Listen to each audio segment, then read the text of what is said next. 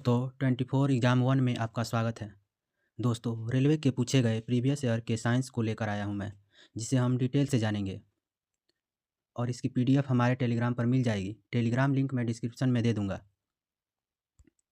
आज हम लोगों का 4th सेट होगा, जो railway NTPC ALP group D technician के लिए मोस्ट इम्पोर्टेंट है, जो हर एग्ज़ाम में पूछता है। तो चलिए हम लोग मोटिवेशन के साथ स्टार्ट करते हैं क्लास को। जब भी पढ़ाई करने बैठे ये सोचे कि आखिरी बार पढ़ रहा हूँ, कल मेरा एग्ज़ाम है। यकीनन इस सोच के साथ की गई तैयारी एक अलग लेवल की होगी और आप बड़े से बड़े एग्ज़ाम आसानी से पास कर लेंगे। इस बात को याद रखिएगा दोस्तों। तो चलिए हम लोग स्टार्ट करते हैं अपने सेशन को। तो क्वेश्चन है, किसने अष्टक नियम की खोज की और इसकी तुलना संगीत में पाए जाने वाले अष्टक से की? ए. डोवेर्नी डोवेर्नायर, बी. जोहान जैकब बामर, तीसरा डेमेत्री मेंडलीफ, चौथा जॉन न्यूलैंड्स। तो हम लोग का आंसर क्या हो जाएगा? जॉन न्यूलैंड्स ने अष्टक नियम दिया।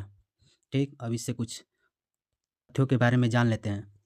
जैसे न्यूलैंड्स ने तत्वों को 36 पंक्तियों में बांटा था और हर पंक्ति में 7 तत्व थे। न्यूलैंड ने 36 पंक्ति में बांटा था और हर पंक्ति में कितने? 7 थे। ठीक, यह नियम केवल कैल्शियम तक ही लागू होता है, यानी अष्टक नियम केवल कैल्शियम तक ही लागू होता है। न्यूलैंड ने तत्वों को उनके बढ़ते परमाणु भार के क्रम में व्यवस्थित किया था। तो न्यूलैंड ने तत्वों को बढ़ते हुए भार के क्रम में व्यवस्थित किया था। ठीक, देखिए न्यूलैंड्स ने सबसे कम परमाणु द्रव्यमान हाइड्रोजन वाले तत्व से शुरू किया और थोरियम पर समाप्त हुआ, यानी हाइड्रोजन से स्टार्ट किया और थोरियम पर समाप्त हो गया। तो हम लोग का अंतिम तत्व क्या है? थोरियम होता है न्यूलैंड के अष्टक नियम में। रूसी वैज्ञानिक डेमेत्री मेंडलीफ ने 1869 में आवर्त सारणी का प्रस्ताव रखा था। 1869 में डेमेत्री मेंडलीफ ने क्या प्रस्ताव रखा था? मेंडलीफ ने अपनी आवर्त सारणी में तत्वों को उनके परमाणु द्रव्यमान और रासायनिक गुणों के आधार पर व्यवस्थित किया। मेंडलीफ ने आवर्त सारणी को क्या द्रव्यमान पर और रासायनिक गुणों के आधार पर व्यवस्थित किया। डोवेर्नियर ने त्रिक नियम दिया। ठीक, डोवेर्नियर के त्रिक नियम की उत्पत्ति पहले वर्ष 1817 में हुई थी। डोवेरियर के त्रिक नियम की उत्पत्ति 1817 में हुई थी। हम लोग का अब अगला क्वेश्चन देखते हैं। पद मासिक धर्म की समाप्ति को संदर्भित करता है। ए. रजोनुवृत्त, बी. रजोदर्शन, सी. Hypermenorrhoea, D. रजोधर्म। तो हम लोग का आंसर क्या हो जाएगा? पद मासिक धर्म की समाप्ति को संदर्भित करता है तो रजोनुवृत्ति। ठीक, अब इससे कुछ जान लेते हैं एक्स्ट्रा तथ्य। रजोनुवृत्ति में अंडोत्सर्ग तथा मासिक चक्र अस्थायी रूप से रुक जाता है। रजोनुवृत्ति की आयु 40 से 50 साल होती है। इस अवस्था में नारी जनन की क्षमता नहीं होती। स्त्रियों में प्रथम बार अंडोत्सर्ग एवं ऋतुस्राव होने को रजोदर्शन कहते हैं। स्त्रियों में प्रथम बार जो अंडोदर्शन तथा ऋतुदर्शन को रजोदर्शन कहते हैं। यह 12 से 13 वर्ष की आयु में शुरू होता है। मासिक चक्र व प्रोजेस्टेरोन के द्वारा नियंत्रित होता है। ठीक, अगला क्वेश्चन देखते हैं हम लोग। यदि यदि एसी किसी एसी के आर्मेचर को तेजी से घुमाया जाता है तो प्रेरित विभवांतर घटेगा, प्रेरित विभवांतर बढ़ेगा, प्रेरित धारा में कोई परिवर्तन नहीं होगा या प्रेरित धारा घटेगी। तो आंसर हो जाएगा हम लोग का प्रेरित विभवांतर बढ़ेगा। ठीक, एसी जनरेटर एक मशीन है जो यांत्रिक ऊर्जा को विद्युत ऊर्जा में बदलता है। एसी जनरेटर एक मशीन है जो यांत्रिक ऊर्जा को क्या विद्युत ऊर्जा में बदलता है। यह फैराडे के विद्युत चुंबक के प्रेरण के नियम पर कार्य करता है। यह फैराडे के विद्युत चुंबक के प्रेरण के नियम पर कार्य करता है। जनरेटर जो है हम लोग का वही विद्युत चुंबक के प्रेरण के फैराडे के नियम पर कार्य करता है। ठीक, मानव में कौन सा रोग सूर्य से आने वाली अल्ट्रावायलेट विकिरण का कारण होता है? ए. Pneumonia, B. चेचक, सी. पार्किंसन रोग, डी. त्वचा कैंसर। तो आंसर क्या हो जाएगा? त्वचा कैंसर हम लोग का सूर्य से आने वाली अल्ट्रावायलेट किरणों का कारण बनता है त्वचा कैंसर। निमोनिया फेफड़ों के संक्रमण के कारण होता है। निमोनिया फेफड़ों के संक्रमण के कारण होता है। ये पूछता है निमोनिया किसके संक्रमण का कारण होता है? तो फेफड़ों का संक्रमण का कारण होता है। ज़्यादा संक्रमण बैक्टीरिया या वायरस के कारण होता है। चेचक या चिकनपॉक्स एक संक्रामक बीमारी है जो वेरिसोला जोस्टर वायरस के कारण होती है। यह एक व्यक्ति से दूसरे व्यक्ति में फैलती है। पार्किंसन रोग एक मस्तिष्क विकार है जो अनपेक्षित या अनियंत्रित गतिविधियों का कारण बनता है, जैसे कंपन, अकड़न तथा संतुलन और समन्वय में कठिनाई हो जाता है। पार्किंसन डिजीज जो होती है हम लोग का मस्तिष्क में हो जाती है, जिससे मनुष्य क्या है अपने आप को संभाल नहीं पाता है, अनपेक्षित या अनियंत्रित गतिविधियों का कारण बन जाता है। ठीक, अगला देखते हैं हम लोग का। कार्बन डाइऑक्साइड के अणु में एक ऑक्सीजन परमाणु द्वारा एक कार्बन परमाणु के साथ कितने इलेक्ट्रॉनों की साझेदारी की जाती है? A4, B3, C1, D2। तो इलेक्ट्रॉनों की कितनी साझेदारी की जाती है? तो 2 लोगों की साझेदारी की जाती है। ठीक, कार्बन डाइऑक्साइड का उपयोग जान लेते हैं। जैसे प्रकाश संश्लेषण में कार्बन डाइऑक्साइड का प्रयोग किया जाता है, आग बुझाने में, खाद्य पदार्थों को स्पंजी बनाने में और चूना जल को दूधिया बनाने में कार्बन डाइऑक्साइड का उपयोग किया जाता है। किसी चुंबक के चारों ओर का वह क्षेत्र जिसमें चुंबक द्वारा बल लगाया जाता है क्या कहलाता है? ए चुंबकीय रेखाएं, बी चुंबकीय क्षेत्र, सी चुंबकीय पदार्थ, डी ध्रुव। तो आंसर क्या हो जाएगा हम लोग का? चुंबकीय क्षेत्र। चुंबक के चारों ओर वह क्षेत्र जिसमें चुंबक द्वारा बल लगाया जाता है चुंबकीय क्षेत्र कहलाता है। ठीक, चुंबकीय क्षेत्र एक सदिश राशि है। चुंबकीय क्षेत्र कैसी राशि है? तो सदिश राशि है। चुंबकीय क्षेत्र का SI मात्रक टेस्ला होता है। ठीक, 1 टेस्ला बराबर 10 के पावर 4 गॉस। 1 टेस्ला बराबर 10 के पावर 4 गॉस। गॉस चुंबकीय क्षेत्र का CGS मात्रक है। गॉस जो है किसका CGS मात्रक है? तो गॉस CGS मात्रक है गॉस का। आगे देखते हैं। वे अभिक्रिया जिसमें अभिकारकों के बीच आयनों का आदान प्रदान होता है क्या कहलाती है? ए विनिमय अभिक्रियाएं, बी विस्थापन अभिक्रियाएं, सी अवक्षेपण अभिक्रियाएं, डी द्विविस्थापन अभिक्रियाएं। तो क्या होती है हम लोग की? ये द्विविस्थापन अभिक्रिया होती है। इसके बीच आयनों का आदान प्रदान होता है, वो द्विविस्थापन अभिक्रिया होती है। आगे देखते हैं। उदासीनीकरण अभिक्रिया द्विविस्थापन अभिक्रिया का उदाहरण है। जो उदासीनीकरण अभिक्रिया होती है वो द्विविस्थापन अभिक्रिया का एक उदाहरण है। विस्थापन अभिक्रिया में अधिक क्रियाशील धातु कम क्रियाशील धातु को विस्थापित कर नए यौगिक का निर्माण करता है। आगे देखते हैं। इष्ट खमीर में किण्वन के दौरान पायरुवेट में इनमें से किस उत्पाद में परिवर्तित हो जाता है? तो ए एथेनॉल और कार्बन डाइऑक्साइड, बी लैक्टिक अम्ल और कार्बन डाइऑक्साइड, सी ग्लूकोज और कार्बन डाइऑक्साइड, डी जल और कार्बन डाइऑक्साइड। तो हम लोग का आंसर क्या हो जाएगा? एथेनॉल और कार्बन डाइऑक्साइड में परिवर्तित हो जाता है। आगे देखते हैं। जैसे किण्वन खमीर कोशिकाओं और बैक्टीरियो में होता है। किण्वन जो है कोशिकाओं और बैक्टीरियो में होता है। ग्लूकोज से एथिल अल्कोहल में परिवर्तित होने की प्रक्रिया अवायु श्वसन द्वारा होता है। ग्लूकोज से एथिल अल्कोहल में परिवर्तित होने की प्रक्रिया अवायु श्वसन का उदाहरण है। आगे देखते हैं। पौधों द्वारा उत्पादित कई उत्सर्जी उत्पाद मनुष्यों के लिए उपयोगी होते हैं। यह उत्पाद की पहचान कीजिए जो अंतःश्वसन किए जाने पर मनुष्यों के लिए हानिकारक होता है। तो ए राल, बी गोंद, सी कार्बन डाइऑक्साइड, डी ऑक्सीजन। तो हम लोग का आंसर क्या हो जाएगा? सी कार्बन डाइऑक्साइड। आगे देखते हैं। पौधे के उत्सर्जी पदार्थ कौन कौन से हैं?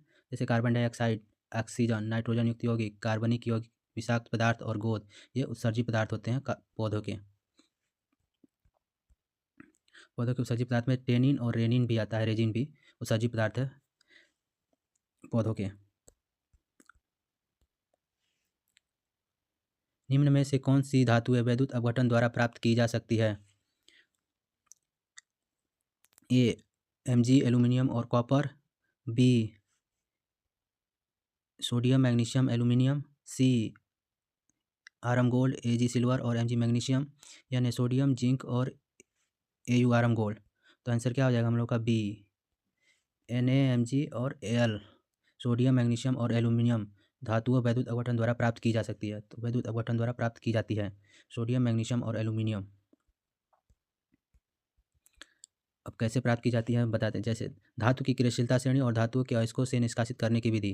जैसे के potassium, Na sodium, calcium, magnesium और एल्यूमिनियम, इन सबको विद्युत अपघटन विधि द्वारा निष्कासित किया जाता है। Zn, Fe, Sn और Pb इन सबको कार्बन में जलाकर निष्कासित किया जाता है। और कॉपर और Hg को सीधे वायु में जलकर निष्कर्षण किया जाता है। चलिए आगे देखते हैं हम लोग। अगर सेशन अच्छा लगा हो तो एक लाइक ज़रूर कीजिएगा दोस्तों। निम्न रासायनिक अभिक्रिया पर विचार कीजिए। CO2H2 एरो, इस अभिक्रिया में P उत्पाद ज्ञात कीजिए।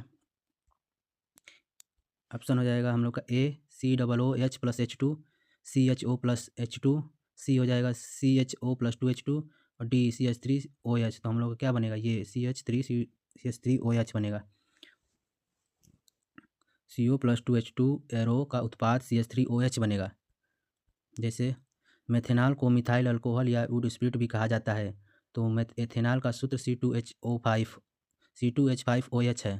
मेथेनॉल का C2H के के किण्वन से एथाइल अल्कोहल का निर्माण होता है। स्टार्च या और ग्लूकोज के किण्वन से एथाइल अल्कोहल का निर्माण होता है। एथेनॉल शराब में पाया जाता है। एथेनॉल किस में पाया जाता है? तो शराब में पाया जाता है। अगला क्वेश्चन देखते हैं हम लोग। किसी पदार्थ की प्रतिरोधकता किस पर निर्भर करती है? ए मोटाई पर, बी लंबाई पर, सी दाब पर, डी तापमान पर। तो आंसर क्या होगा? डी तापमान पर निर्भर करती है पदार्थ की प्रतिरोधकता। प्रतिरोधकता का SI मात्रक क्या है? ओम मीटर होता है। प्रतिरोधकता एक अन्य कारक पदार्थ की प्रकृति पर निर्भर करता है। प्रतिरोधकता पदार्थ की प्रकृति पर भी निर्भर करता है। प्रतिरोध निम्न कारकों पर निर्भर करता है, जैसे चालक तार की लंबाई पर या चालक तार के क्षेत्रफल पर। अगला क्वेश्चन देखते हैं हम लोग का।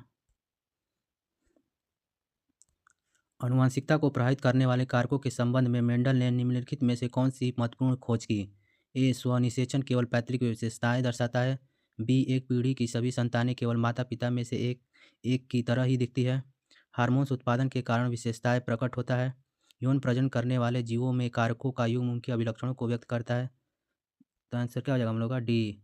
यौन प्रजनन करने वाले जीवों में कारकों का युग्म उनके अभिलक्षणों को व्यक्त करता है। आनुवंशिकता का मेंडल नियम।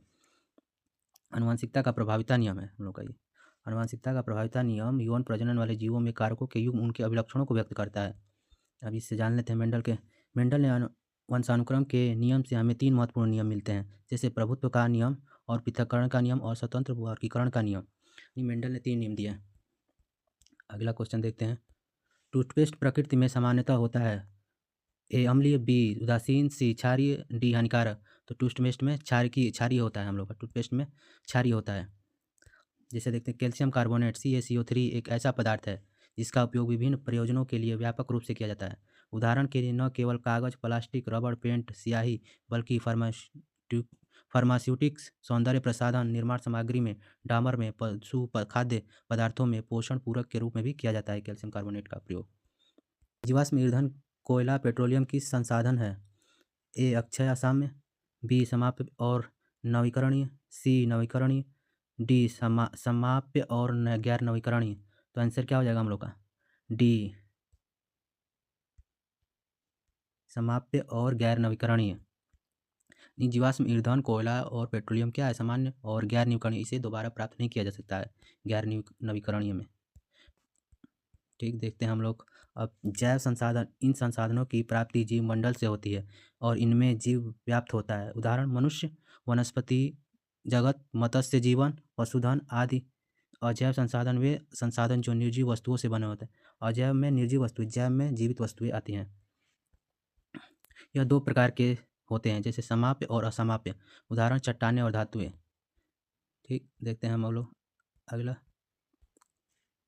वायुमंडल या अपवर्तन के कारण क्षितिज के निकट देखे जाने पर किसी तारे की आभासी स्थिति उसकी वास्तविक स्थिति से थोड़ी डैश होती है, और यह आभासी स्थिति डैश जिसके परिणाम स्वरूप तारे टिमटिमाते हैं हो जाएगा हम लोग का। नीचे बदलती रहती है, बी ऊंची अस्थाई होती है, सी ऊंची बदलती रहती है, डी नीचे अस्थाई होती है।